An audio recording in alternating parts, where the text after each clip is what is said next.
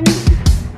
Ang kailangang materials needed ay 2 clear cups or glasses, 2 teaspoons of sugar, 2 cups of water, 1 cold and 1 hot.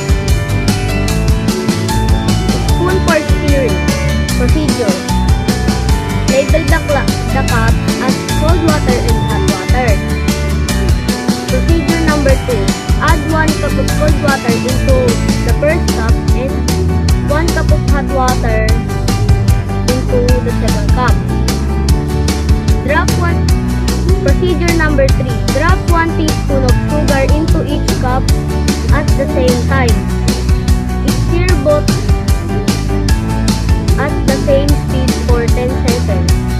Observe which one dissolves the sugar faster. Record the whole experiment on video. So, mag-test na tayo.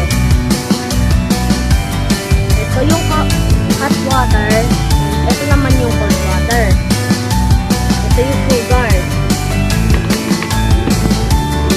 So, may dalawa din tayong dito. Ano natin gagawin? Lalagyan natin ito.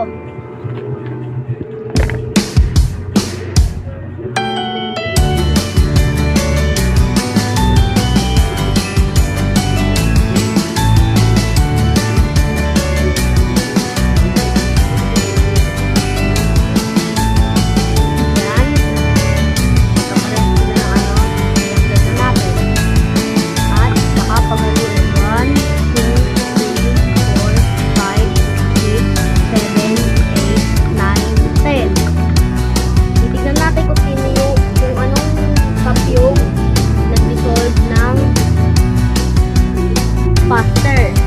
Ito sa cold water, tignan nyo.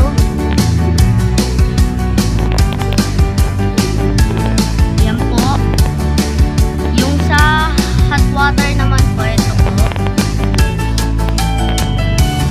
Kaya ang dissolve faster po ay